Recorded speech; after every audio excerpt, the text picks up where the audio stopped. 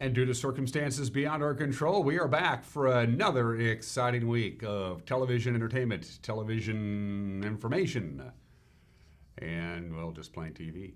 How are you? It is Monday, the 5th day of August, 2019. Wake Up Wenatchee Valley is on the air. I am Dan Kuntz. Thanks for starting your work week with us here on the NCW Life channel as the dog days of summer have arrived. They kind of arrived late last week, and it's going to be with us all week long.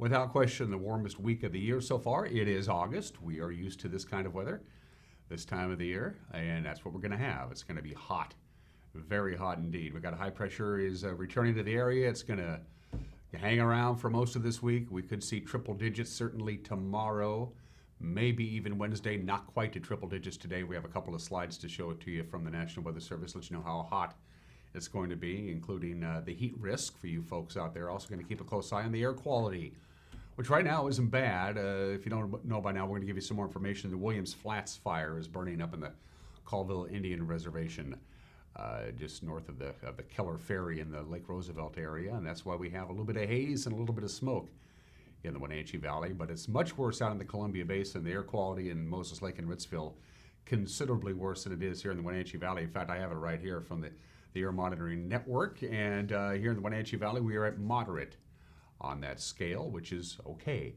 for the most part. And this is the time of the year, or the time of the day, I should say, when the smoke and the haze is actually at its worst. As the day warms up, it'll dissipate a little bit. We will have the latest on the Williams Flats fire when we get to the news here in just a couple of minutes. That very warm weather forecast. Sports, Apple Sox hashtag are hot. And I mean, they are hot. They swept the Yakima Valley Pippins right out of town over the weekend. We were there on Saturday night, and we got highlights and the wrap-up from our friend Joel Norman, but it looks better and better with each passing day that the Apple Sox are going to make the playoffs for the first time since 2013. We'll keep a close eye on that. We got sports coming your way.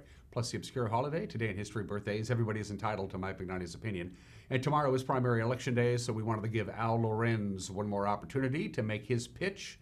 He is asking the voters in the link map, the link footprint, to vote no on Proposition 1. You have until 8 o'clock tomorrow night to get your ballot into your local county auditor's office. There are drop-off locations everywhere, and of course, the postage is paid for too. You can just stick it in the mail, but why risk it at this point?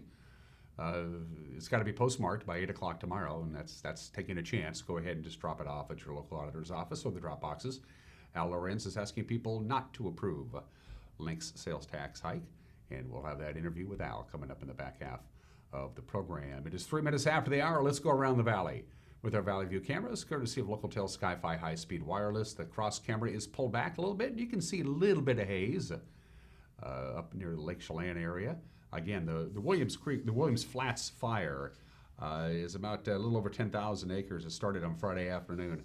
It's burning in brush and sage. It's about 20% contained. No injuries, no structures reported damaged or destroyed so far, but that's why we have a little bit of haze over the Wenatchee Valley. Again, out in the Columbia Basin, the air quality is considerably worse than we have here, and also in the Coulee City area and up in Bridgeport and Brewster, perhaps they have worse air quality than we have. Good morning, Wenatchee Valley. Get ready for a hot one for the next 3 days. Going to be warm. Fire up the AC.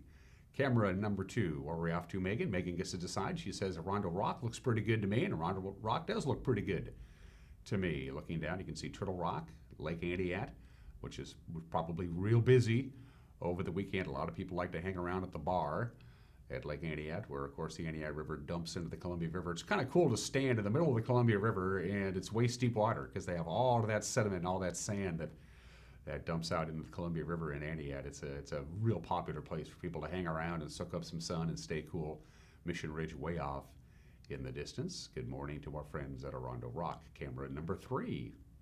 Megan says good morning to, is that the Apple Andes camera? It is.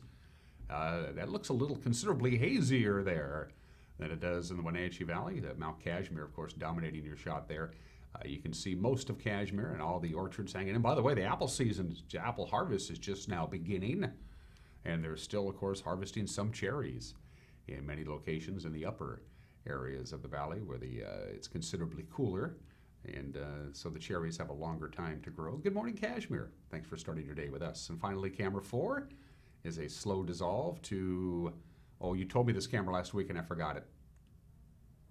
Okay, thank you very much. That's a lot of high tension power lines there, and that looks quite smoky in that particular area. That's the camera that we used, by the way, a couple of weeks ago for the Desert Canyon fire. It's a camera we don't use particularly often. You can see the folks on the highway heading down to get their business done. So it looks a little hazier, perhaps there. It might be a bit of an optical illusion. That's our tour around North Central Washington with our Valley View cameras, courtesy of Local-Tel Sky-Fi high-speed wireless. That means you don't have to have fiber run to your house to get high-speed internet. Just give Local-Tel a call, and they'll take care of you. Find out if you're eligible for Sky-Fi high-speed wireless. 6 minutes after they are from the National Weather Service. Just take a look at your forecast and get ready for some warm temperatures. To heck with it, we'll just call it hot.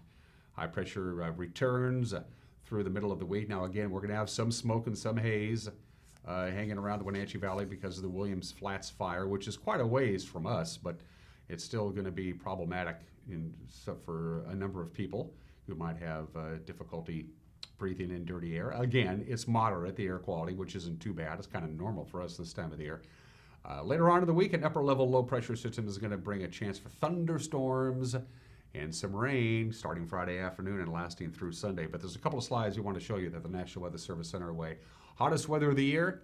Yeah, take a look at it, especially on Tuesday. We could absolutely hit 101, even 102 on Tuesday. Everybody is going to be hot, not only for Eastern Washington, but all of the Pacific Northwest. Take a look at that. That's your heat risk. If it's red and you're real sensitive to heat, you don't want to be outside. And of course, that red area includes the Wenatchee Valley, but look out towards the upper Columbia Basin, towards the Spokane area. That's a lot of warm air. It's going to be very, very warm indeed. Again, if you don't like to be out in the heat, you want to go in the early morning hours like now before it starts heating up, or late in the afternoon into the early evening hours, because by the middle of the day, it's going to be warmer. We're already at 66 degrees. Again, we're going to top off upper 90s to near 100, right around triple digits on Tuesday. Again, on Wednesday, a slight cool down Thursday. And then we start talking about the possibility of some thunderstorms on Friday and Friday night. Best chance of thunderstorms would be Saturday afternoon under partly cloudy skies. We'll top off at about 85 degrees. That's the one day we're keeping an eye out. Thunderstorms and August weather do not make for a good mix, especially if you have a dry thunderstorm or two. Of course, if you have a thunderstorm with quite a bit of rain, that's one thing. It's quite another for any kind of fires to get going. So there you go. It's going to get hot. It was pretty warm yesterday. It was 92 was our high yesterday. And again, that's measured at Pangbourne. So down here in the Wenatchee Valley, it was a good 2 to 3, maybe even 4 degrees warmer down here than it was up at Pangbourne because of the elevation difference. But we're in for, without question, the hottest 3 days of the year coming up for the next 3 days or so. We're going to take a break. When we come back, we got your Monday morning news. You're watching Wake Up Wenatchee Valley live this morning from Studio 7 in downtown Wenatchee on the NCW Live channel.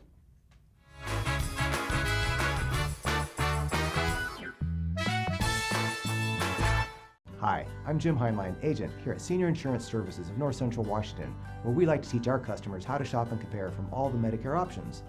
Now, a lot of folks will come in and tell me, Jim, I'm so confused about all these choices. In fact, there's 21 reasons you can join a Medicare plan. But we want to focus on the specific plan that's right for you.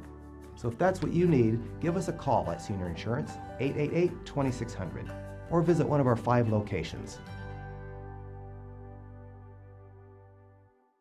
I told Mr. Nielsen about Simon. He's the best doctor because I like the medicines like he gives me. He asks like more questions, and that's why I feel like he's more interested in the health. For me, it means a lot. That means he really cares about, about him. I like you, Simon, and you're my best friend.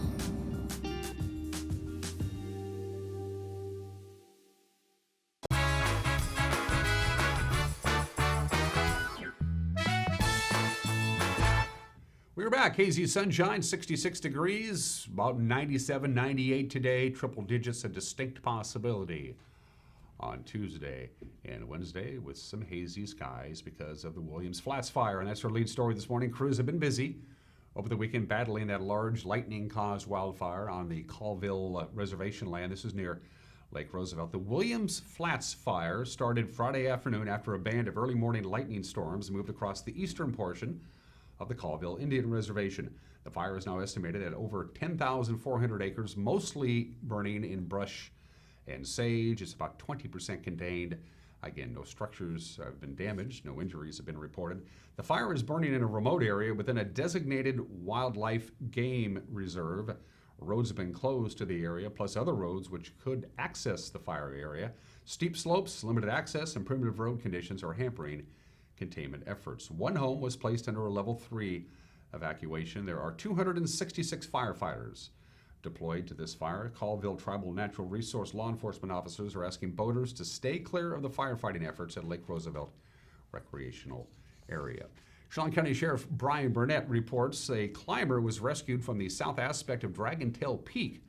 This happened early Sunday morning. The man, identified as 25-year-old Hezekiel Hinshaw of Olympia, had hiked and free climbed to an area on the mountain to a point that he couldn't go anywhere. He couldn't go up or down or sideways without help. Rivercom dispatch received the initial 911 call from Hinshaw at 7:52 on Saturday evening. Hinshaw said he had hiked up the mountain and became, quote, stuck on cliffs, end quote. Hinshaw did not have a rope or other climbing gear. He told dispatchers he had left his other gear at his camp at Kolchak Lake. He remained in place until a team of 4 rescuers reached his location the following morning. They were able to lower him down from the ledge using ropes. He was then escorted back to his campsite before 4 o'clock yesterday afternoon. Hinshaw told the rescue team coordinators he mistakenly got off course while descending the mountain and came to a steep cliff where he could not figure a safe route out. Well, a heads up that various bridge inspection projects around Chelan County this week may impact travel. While inspections are underway, traffic will be reduced to 1 lane on the impacted bridges with flaggers directing traffic. Minor traffic delays are expected. So travelers, you're asked to find alternate routes during the bridge inspections. Today, they'll be inspecting the Chihuahua River Bridge. On Tuesday, the inspections move to both the Dryden Bridge and the Sleepy Hollow Bridge.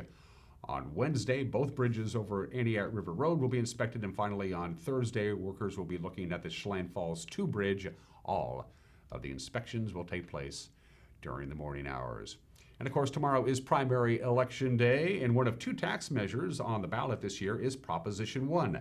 It's a sales tax increase in Chelan and Douglas counties for Link Transit. Our very own Caitlin Hedersheet has more. The sales tax for Link would be phased in 0.2% increase, with a 1/10 increase in January and the other 1/10 January 2021.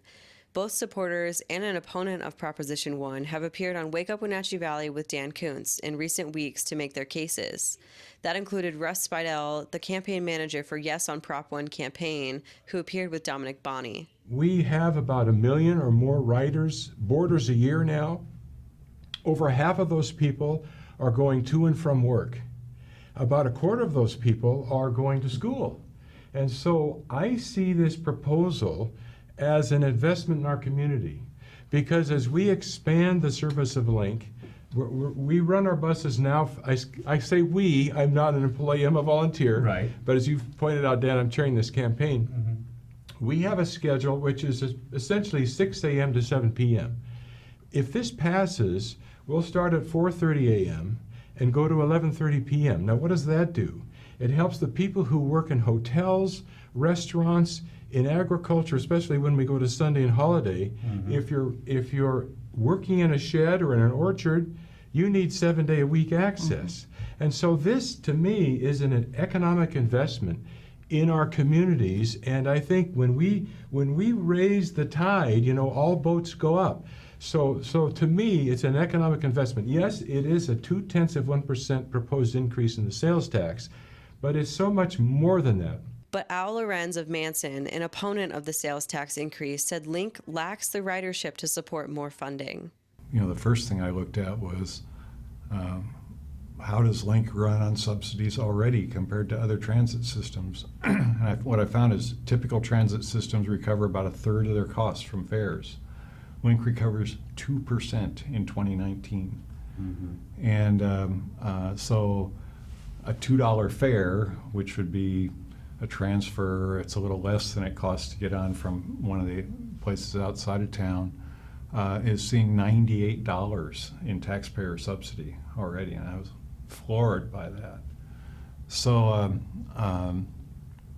we started looking at some of the other numbers, and on the Facebook page, there's a guy who went through and took the boarding numbers for Link, which they look at each time somebody goes onto a bus, and that's different than a passenger. Okay, a passenger, if they do a transfer, that's 2 boardings. If they do a round trip, that's 2 boardings. If they do a round trip with a transfer, that's 4 boardings. Okay, so it's not an indication. You know, it'd be a very optimistic indication of actual passengers. But he did the calculations, and you know, those big 40-foot buses we see running around the county, he figured out that the average number of boardings, just people stepping on a bus in an entire route, is only 7.2.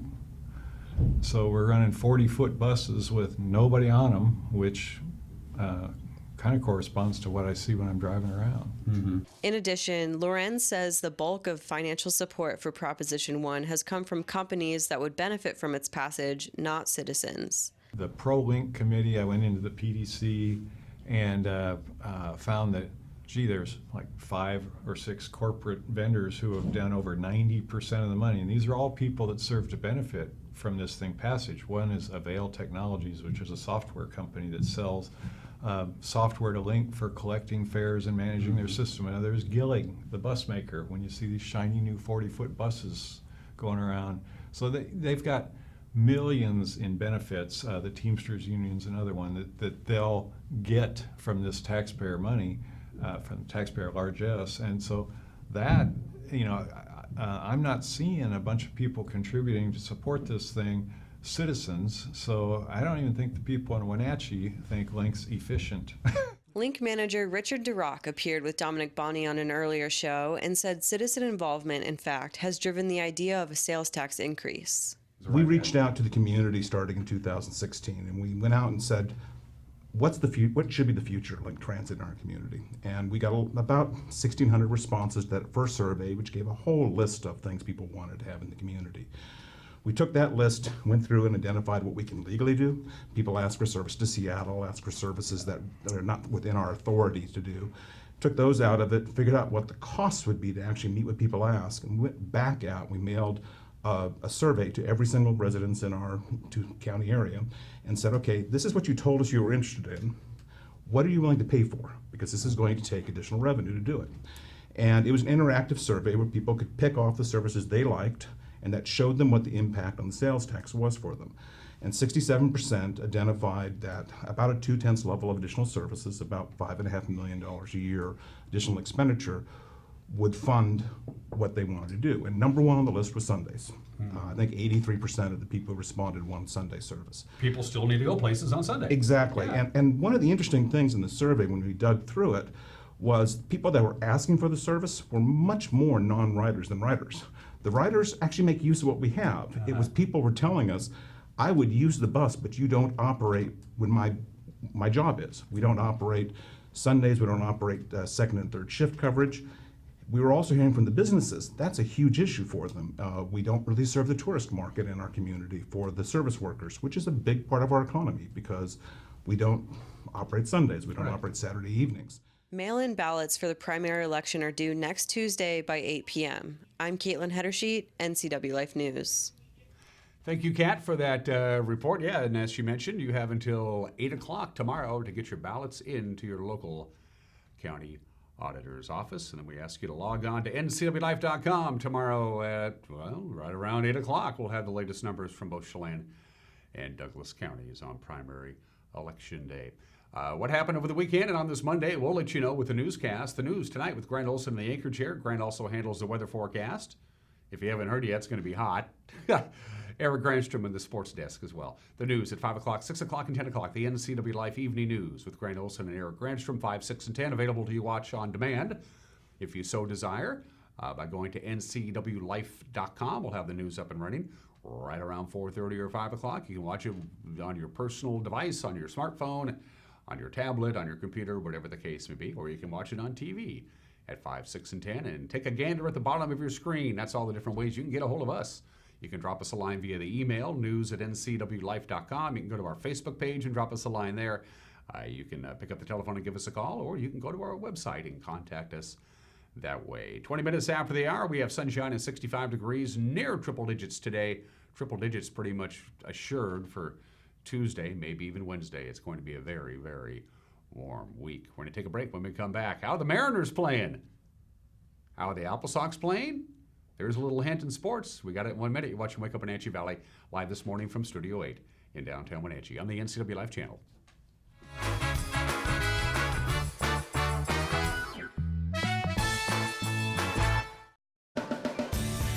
If you are looking for dependable car service and repair, visit the good guys at Quick Lube and Tune. They've been keeping cars and trucks in the Wenatchee Valley running smooth for 35 years. Quick Lube and Tune is your hometown shop for a 10-minute oil change, complete tune-ups, alignments, brakes, mufflers, air conditioning service, and more. Get more life out of your vehicle by bringing it to the local guys you can trust at Quick Lube and Tune on South Wenatchee Avenue. Bring the whole family up to Stormy Mountain Brewing and local public house in historic downtown Chelan. Applewood smoked brisket, street-style tacos, and our award-winning barbecue rubs and sauces. Our meals pair perfectly with our exciting lineup of craft ales, made right here in Chelan. We've got room for big groups, or give us a call for catering. So grab the kids and check out the fun at Stormy Mountain Brewing and local public house located in the heart of Chelan.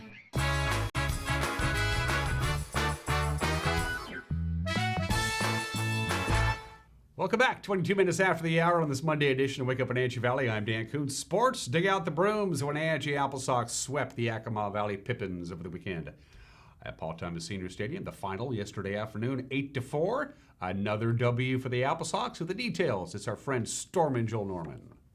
The Wenatchee Apple Sox continued their red-hot stretch at the beginning of the month of August, as they have now won their 12th consecutive game at home, 8th consecutive overall, including league and non-league action. And Wenatchee, boy, they did in another impressive way. 2 home runs tonight. Torrin Montgomery, his first in an Apple Sox uniform, and then later on, Cody Darcy. And Darcy's home run in the 6th inning to lead off the frame was a big one, because it was the 32nd of the season. Wenatchee has now matched its single-season home run total last set in 2017. So the next long ball is history. The Apple Sox pick up the 8-4 victory and pick up their 5th series sweep of the season. The Apple Sox have Monday off. They'll take on the Ridgefield Raptors on Tuesday at 6:35 p.m. With your Apple Sox update, I'm Joel Norman. Thank you, Joel. We appreciate it. Coldy Colden's 2-run base hit highlighted that 4-run second inning for Wenatchee. It grabbed a lead it would never relinquish. Colden, Blake Clausen, Torrin Montgomery, and Cody Darcy each had 2 hits. Yesterday, Trent Sellers earned his 3rd victory of the season on the mound. He went 5 innings. He allowed 4 runs, 4 hits, 4 strikeouts.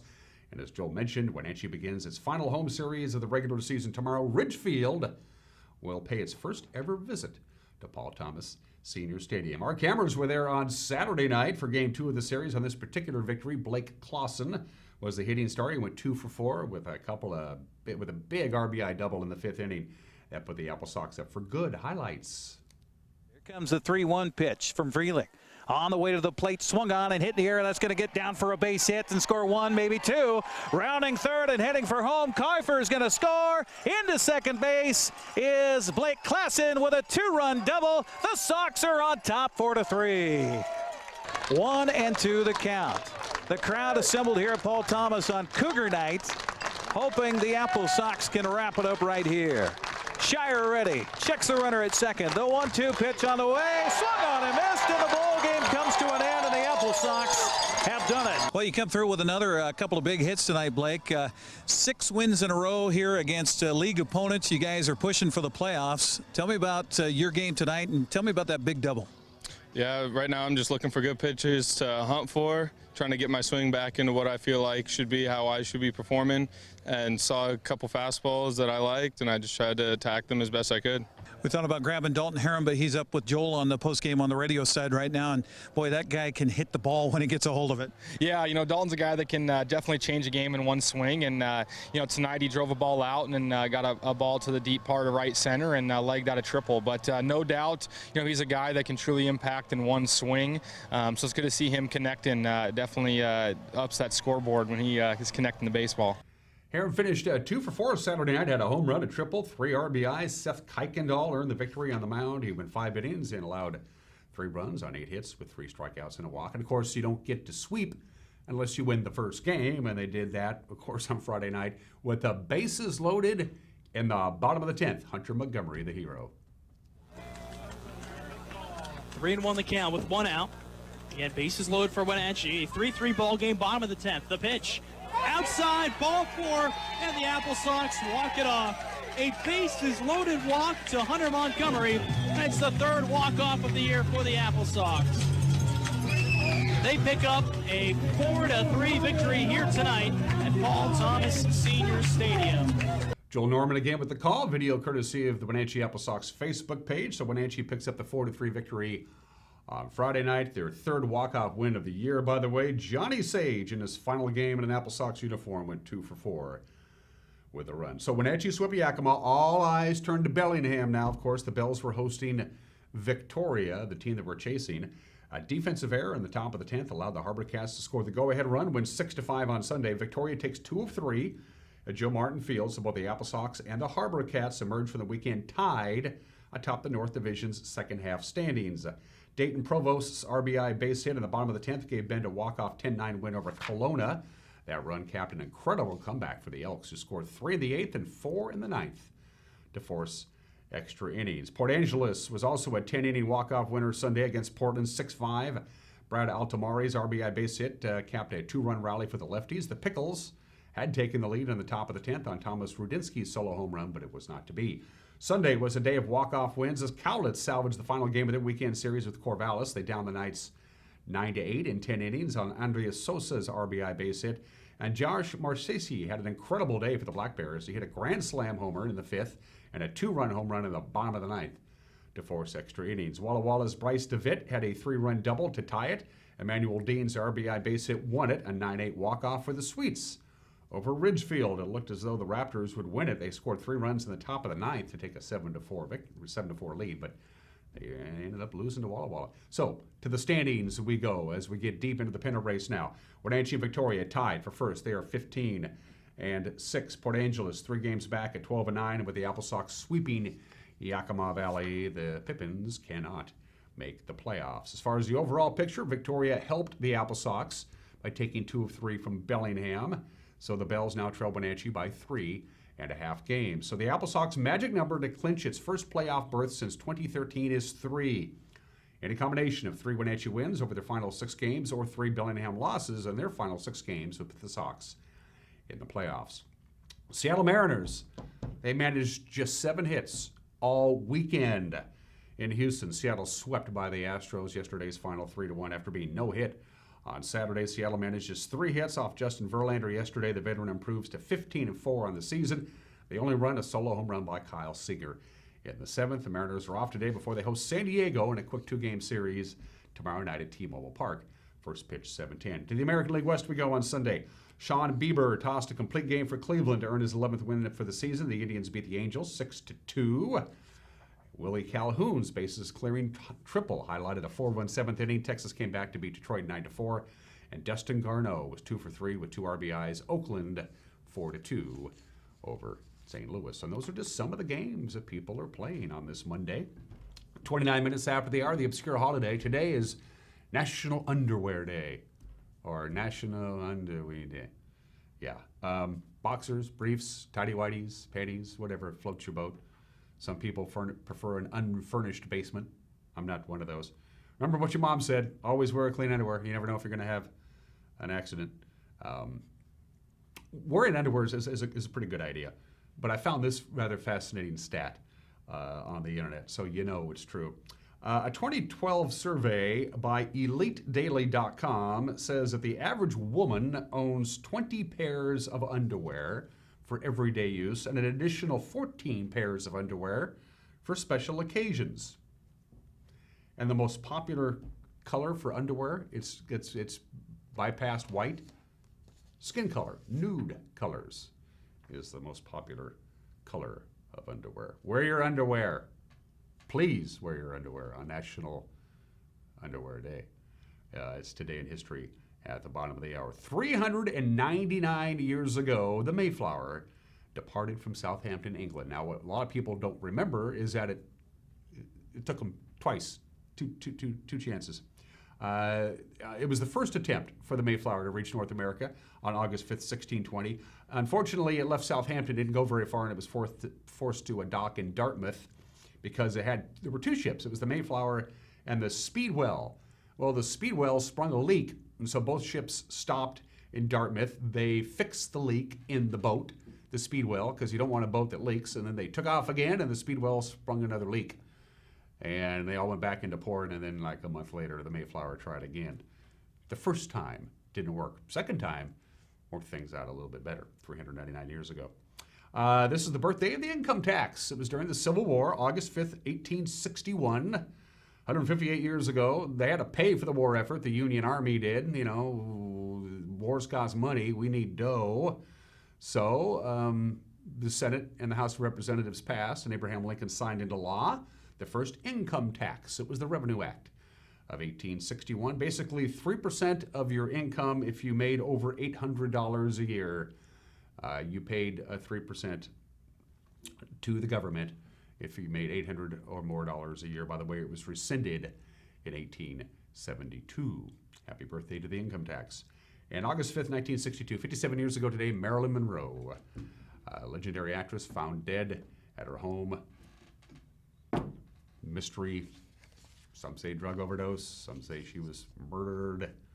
In any event, she departed her earthly vessel on this date back in 1962. And finally, at the bottom of the hour, let's do some birthdays. This guy was in the news, of course, over the last month, talking about Neil Armstrong, the first man to ever set foot on the moon. Passed away, 2012? At the age of 82, Neil Armstrong. One small step for man, one giant leap for mankind. Neil Armstrong, born in the state in 1930. And Lonnie Anderson will always be known as the receptionist Jennifer Marlowe on the CBS sitcom WKRP in Cincinnati. This will make you feel old. Lonnie Anderson is 74 years old today. Wow, happy birthday, Lonnie Anderson. We're going to take a break. When we come back, we'll find out what's on Mike Magnotti's mind. We got an opinion for you. Everyone is entitled to Mike Magnotti's opinion, after all. And then once again, we're going to play back my interview with Al Lorenz, who is encouraging people to vote no if you haven't voted already. He wants to get his side of the story out, why he thinks you should vote no on Proposition 1, the proposed sales tax increase to increase link services. That conversation with Al when we come back. You're watching Wake Up in Wenatchee Valley on the NCW Life channel.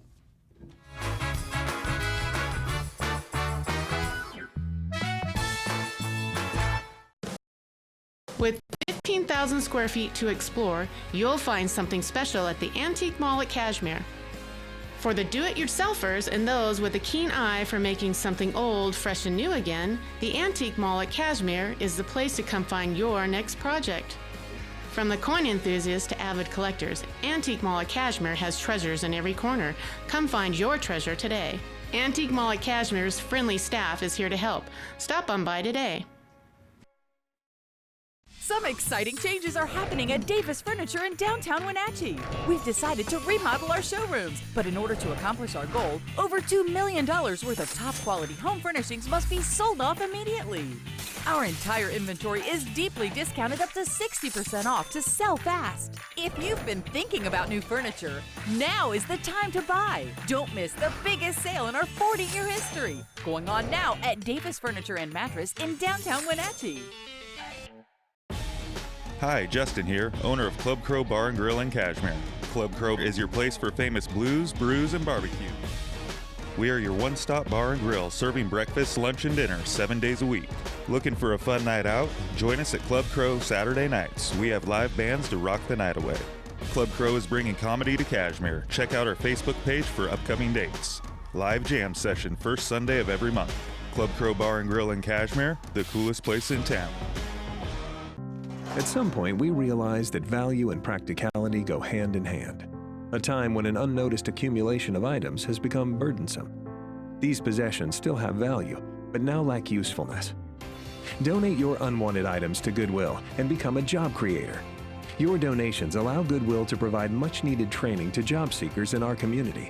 And that's pretty useful for everyone. Make plans to attend the August 30th grand opening of the all-new Goodwill on Columbia Center Boulevard in Kennewick. Dick's Heating and Air Conditioning has been proudly serving the Wenatchee Valley for over 35 years. And just as Dick's has been there for you, they have also been an essential part of our community, supporting local youth sports all year long and your Wenatchee Wild. Thanks for your support. Thanks, Dick's Heating and Air Conditioning, for all your support. Thank you. Dick's Heating and Air Conditioning, your local, independent, trained comfort specialist. Call 884-6444 today. Transform your windows with a variety of colors and styles like the Allure Transitional Window Covering by Lafayette Interior Fashions. Hi, this is Darren with Mini Blinds & More. We can install the latest and greatest in technology to open and close your blinds with only a touch of a button. From the largest windows in your home to room darkening shades for the bedroom. From stylish shades for your entertainment room to custom blinds for those hard-to-fit places. We have a solution for all of your window covering needs. We offer a variety of window coverings from Lafayette Interior Fashions. Call us today. We are Mini Blinds & More, your local blind store.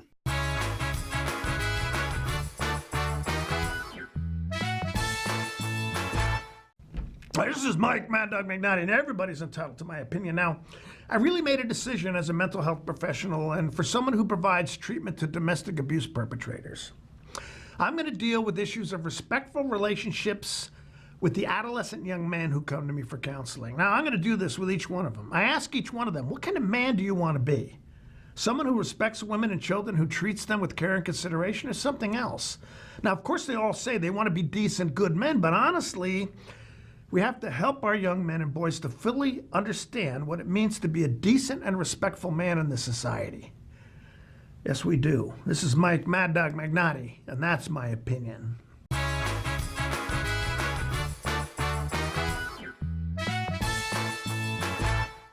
Hi everyone, this is Brent Crowder. After 13 years with the Town Auto Group, I have returned home to Town Toyota where it all started. If you're in the market for a new or used vehicle, let me help you find the right one at the right price. Toyota is reliable and trustworthy, and you can count on me to be the same. When it comes to buying your next car, you can't go wrong with Toyota and Crowder. Ask for Brent at Town Toyota or call me now at 888-5000. Looking for a hands-on, high-demand job? Now is the perfect time to get trained for a career in manufacturing. Washington currently has a shortage of skilled tradespeople, and retirements are making room for more. The machining program at Wenatchee Valley College is designed to give students the foundation to excel in this precision industry.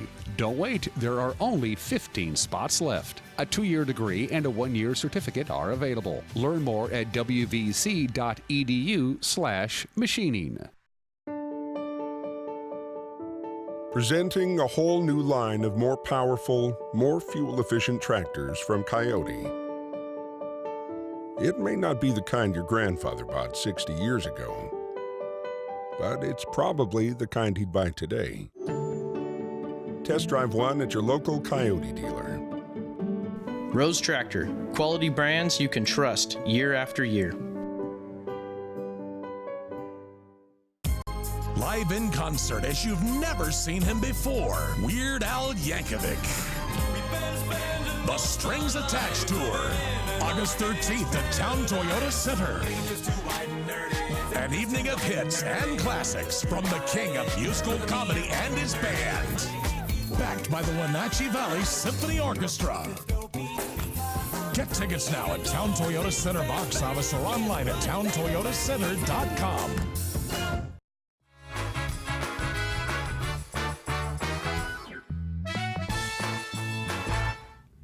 Welcome back to Wake Up Wenatchee Valley. I am Dan Kuntz. As you well know by now, primary election day is on August 6th. Yes, there are some candidates and some decisions that you're going to have to make on that side of the coin, but also there are two propositions. One of them is the Rivercom funding proposition. We've talked about that at length. And of course, the other one is Proposition 1, which is a sales tax increase being pursued by Link. And we have had some folks associated with the Yes on Prop 1 on this program, and in the interest of fair play, it's always a good idea to bring in somebody from the other side of the coin who are discouraging people from voting yes on Proposition 1. And the man to my immediate left reached out to us via email, about a week ago, Al? Is that right? Yeah. To stress your concerns. You're against Proposition 1, and he sent me some rather interesting statistics, and in the interest of fair play, I invited Al to come join us on this program to convince you to vote against Proposition 1. Al Lorenz came all the way down from lovely Manson to join us. It's good to see you. Thanks, Dan. Thanks for a little something about you, Al, before we get into the meat and potatoes. Tell folks about yourself.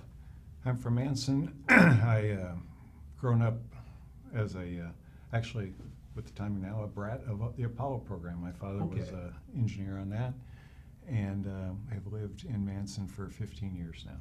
And what brought you to Manson? Actually, my son. I have a special needs kid, and we went and had him in a private school in Manson, which got him everything he needed. Oh, good. So it's been a good fit. It has. It's been great. And the roundabout at Noseum Road is fine now, right? Oh, it is what it is. It is what it is. I hated, I played a lot of golf, and that intersection just scared the bejesus out of me. I wanted to get out on the highway. It's all taken care of now. You were against Proposition 1. I am. Link Proposition 1. You have any number of points that you want to make, but basically give me just an umbrella, broad paintbrush against Proposition 1 from whatever standpoint you want to begin with. Al, go ahead. Well, when it was on the ballot, I really didn't have an opinion and started digging into Link's website, actually looking at what the numbers actually are, because I haven't heard any numbers from the yes people, and I started to ask some questions about the numbers on their page, and actually they blocked me. So and they'd done that to a bunch of other folks. So I thought, well, okay, let's have a conversation. So I started a Shrink Link page on Facebook, and it's been really interesting. When I dug into the numbers, I couldn't find anything that supports, their Vision 2020 making any sense financially for taxpayers. The first thing I looked at was how does Link run on subsidies already compared to other transit systems? And what I found is typical transit systems recover about a third of their costs from fares. Link recovers 2% in 2019. And so a $2 fare, which would be a transfer, it's a little less than it costs to get on from one of the places outside of town, is seeing $98 in taxpayer subsidy already, and I was floored by that. So we started looking at some of the other numbers, and on the Facebook page, there's a guy who went through and took the boarding numbers for Link, which they look at each time somebody goes onto a bus, and that's different than a passenger. Okay, a passenger, if they do a transfer, that's 2 boardings. If they do a round trip, that's 2 boardings. If they do a round trip with a transfer, that's 4 boardings. Okay, so it's not an indication. It'd be a very optimistic indication of actual passengers. But he did the calculations, and those big 40-foot buses we see running around the county, he figured out that the average number of boardings, just people stepping on a bus in an entire route, is only 7.2. So we're running 40-foot buses with nobody on them, which kind of corresponds to what I see when I'm driving around. So you're not anti-Link as an organization. You just don't want to see the sales tax pass, correct? I don't want to see the sales tax pass. In studying it, I think Link probably needs to focus more on the areas where they have the densities to support their service. Which is basically the Wenatchee, East Wenatchee area. It is primarily the Wenatchee, East Wenatchee area, and those the outer routes that they want to do and expand really don't make sense, and nobody wants to be on them because it takes so long. It takes so long to get anywhere. A drive that would take you half an hour, it takes 2 hours on Link.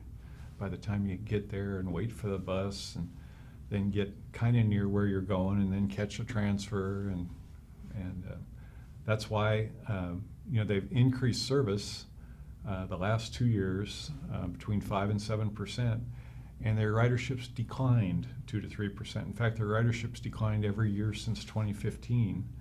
And I think that's because they're providing services that don't really serve people. So, this is a sales tax increase, which is one of the primary funding mechanisms that Link has. And some of the people in your boat have pointed out to me that sales taxes are up, ergo Link's income is up. Why would they need more, correct? Correct. The sales taxes track with both population increase, because you get more sales, and inflation, right? In fact, we looked at the number on Link's website, their 2018 annual report, and in 2009, their sales taxes were $7.3 million in revenue, and in 2018, they were $12.9 million in revenue, which is a 77% increase. So they're more than keeping pace with growth in the area. In fact, I'm sure we haven't had 77% growth since 2009. We're growing, but not that fast, right? Right. Yeah. That's certainly that's an interesting point that you make there.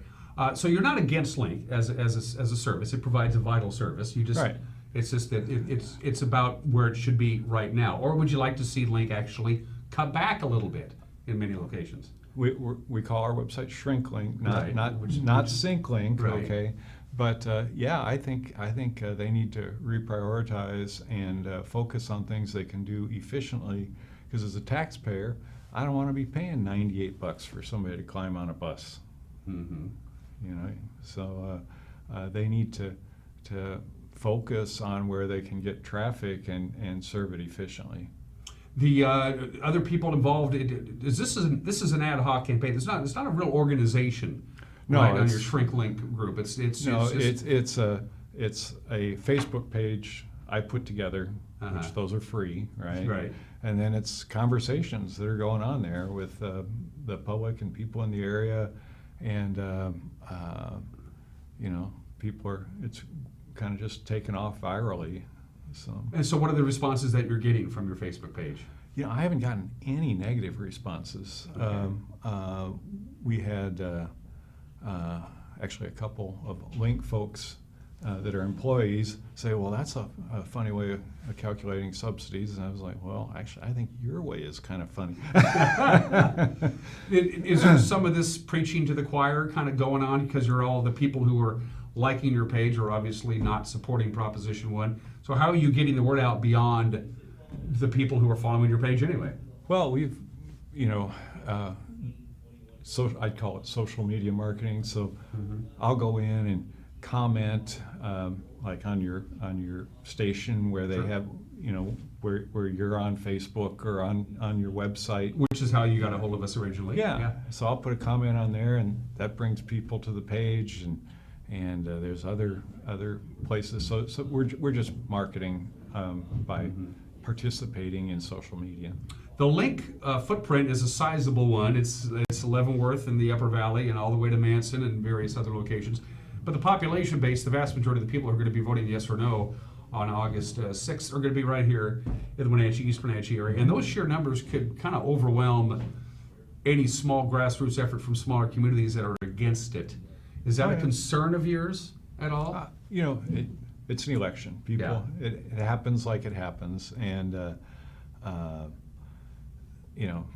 it's fine. I wanted to have the conversation out there and have a place where people could talk about it and where we could see numbers that I didn't think were being shared on this issue. The Pro-Link committee, I went into the PDC and found that, there's like 5 or 6 corporate vendors who have done over 90% of the money. And these are all people that serve to benefit from this thing passage. One is Avail Technologies, which is a software company that sells software to Link for collecting fares and managing their system. Another is Gillig, the bus maker, when you see these shiny new 40-foot buses going around. So they've got millions in benefits, the Teamsters Union's another one, that they'll get from this taxpayer money, from taxpayer largesse. And so that, I'm not seeing a bunch of people contributing to support this thing, citizens, so I don't even think the people in Wenatchee think Link's efficient. It's a simple majority. 50% plus 1 is all it takes for this to pass, and Link is going to put this in incrementally if in fact it does pass. But it is also a primary election in the dog days of August, and there's not a lot of decisions to be made. Low turnout would probably benefit Link in this respect. I would expect it would. Low turnout would benefit Link as opposed to a general election turnout where more people are voting anyway. Is that a concern of yours, that it's a sleepy August primary election with not a lot of decisions to be made? It might just backdoor its way through? It's the way these things are run politically. I mean, whether it's a school bond issue or something like this, you never see those on a presidential election ballot, do you? No, you don't. You don't at all. That's the way our system works, and I'm actually feeling pretty good that people are going to think about this thing and look at the numbers and make a decision that favors not expanding Link. Obviously, you went on Link's website and you looked at their Vision 2020 and did your homework, and there's a lot of information there. There is. Do you think the information that they're feeding out there is basically honest, or the fact is you just had to do a little bit more homework? Well, okay, they surveyed, a few thousand people. Mm-hmm. The people that answer the surveys and are primarily either probably Link employees, Link riders, users of Link. People who don't use Link probably aren't going to respond. And if you ask a user of Link, gee, wouldn't it be great if more buses came by your house? The answer is going to be, yeah. Sure. Right? So I don't put much stock in the survey. It wasn't done like where they randomly selected people in the entire county and got responses from them. It was they reached out to the public and the people who had something to gain responded. Some of the people on the pro vote yes Link, I asked them specifically a question.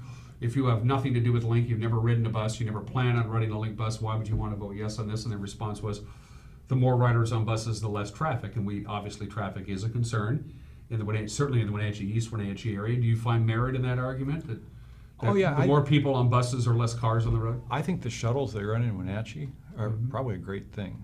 Okay, the 40-foot buses running with 7 people in them and stopping all along the highway actually cause more congestion than they relieve, because that's 1 or 2 cars worth of people. Mm-hmm. So they're not relieving congestion with those buses. The big employers, the Confluence Healthers, the Crunch Packers, some of them are very much in favor of Proposition 1 because they have a great deal of workers, not on the highest of the wage scale, but certainly a great deal of workers who depend on Link to get to their job and get back to their job. Do you think maybe they should be responsible a little bit more maybe for privatizing that transportation to get their workers to where they need to go? They don't have cars. They need to go from East Wenatchee to the hospital because that's where they work. A lot of ways that to address that, van pools, things like that, which Link could participate in, and I believe does. So there's a lot of ways to address that. Amazon's not using King County Transit to get their workers there, and yet they have their own bus system set up. We don't need to, as taxpayers, be kicking in $100 a ride for somebody to get to work at Crunchpack. Do you think if they had asked for not quite the tax increase they're asking for, they would have they have a better chance of passing, or is this just biting off too much? Well, I mean, they already have a 0.4%. Okay, Yakima Transit has operated on 0.3% since 1981 without an increase, because the revenue with the sales tax grows, like we said, with inflation and population. They don't need a bigger tax bite. I'm going to give you, Al, we're almost out of time. In the interest of fair play, I'm going to give you the floor is all yours. You can look directly into that camera right over there, Al, and plead your case for the folks to not vote yes on Proposition 1. Vote no on Prop 1. Al, it's all yours. Link's extremely inefficient financially, and even with their traffic mitigation, the things they talk about aren't there.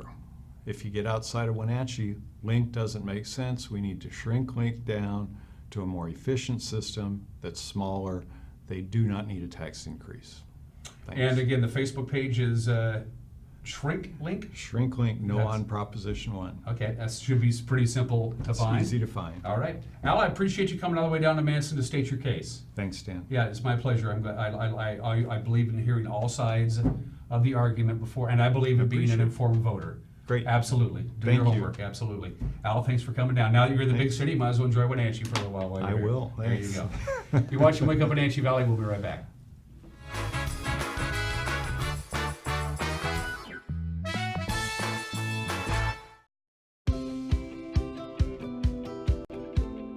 Here at the YWCA Thrift Store, our mission is to make positive change in the community by giving women and families the tools they need to regain economic stability through work experience and education. Featuring generously donated new and gently used furniture, housewares, clothing, and much more, the YWCA Thrift Store has something for the whole family. Shop, volunteer, or donate with us today. My name is Ralph Sorensen, and I own Homestead Vinyl Products. We make vinyl fencing. We manufacture the vinyl fencing here. We also sell and install vinyl fencing. Along with that, Homestead Vinyl Products sells cedar, chain link, custom designed vinyl pergolas, arbors, gazebos, and ornamental fencing. To view complete projects, check their website, homesteadvinylpr.net, or stop by their showroom in Entiat on Highway 97A. We're here because of the children, because the children need to be protected. Their needs aren't being met. They didn't ask for any of this stuff. It's not their choices that got them here. The more adults that a child has that love them, the better off they are. Children need a whole community to raise them. And if we can do any little thing, it makes a big difference in the child's life. Break out the shorts and sunglasses. Summer is here. So, moms and dads, what have you planned for the kids this summer? Registration is now open to sign up online using our new RAC app or by calling the club. Our team of professionals have multi-sport camps, swim and tennis lessons, swim team, and much more packed into our summer schedule. I'm Emma, RAC membership coordinator, and we've got you covered with our full lineup of family fun. Special summer memberships are on sale now. More details at wrac.org or call 662-3544. The RAC, where we play every day.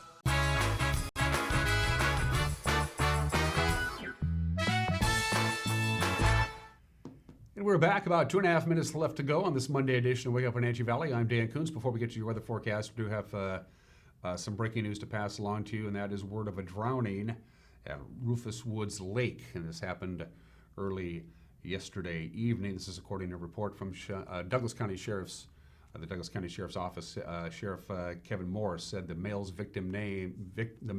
victim's name is being withheld pending notification of his family in Mexico. Morris will be issuing a press release on this drowning later on today. Crews from Bridgeport Fire Department, the Douglas County Fire District Number 3, and Bridgeport Ambulance responded along with sheriff's deputies. Again, a drowning on Rufus Woods Lake late yesterday afternoon, early evening. We'll have more on this with the news with Grant Olson tonight at 5 o'clock. All right, to the weather forecast, and it's going to be a hot one. The hottest 3 days of the year so far is coming our way. High pressure is returned. We're going to have smoke and haze from the William Flats fire. Nothing significant. Air quality right now is moderate. We're okay there. But it is going to be warm. We have a couple of slides to show you. How hot is it going to be this week? Well, hot, I guess is the best way to put it. Take a look. Hottest weather of the year so far for the inland Northwest is coming up. Look at the graph for Wenatchee and look at the graph for Spokane. Moses Lake is also going to be extremely warm. So heat risk, if you can't handle the heat, don't go to where the red spots are, because that's going to be the hottest areas around the inland Northwest, and that, of course, includes the Wenatchee Valley there. Without question, the warmest 3-4 days of the week of the year is coming up this week. By the way, there's going to be an upper-level low-pressure system later on in this week, which is going to increase the chance of a thunderstorm, especially on Saturday. So near triple digits today. We'll be in the triple digits, it looks like, for sure on Tuesday, maybe even Wednesday. A little bit of a cool down on Thursday, but still just plain hot. There's no real big difference between 97 and 100. Cooler still Friday, and then this low-pressure system will come in Friday night to increase the chance of a thunderstorm or two. My guests tomorrow, cast members of Short Shakespeareans. They're They're taking to the stage at the Riverside Playhouse later on this week, provided the show isn't canceled. I'll see you tomorrow. Take care. Bye-bye.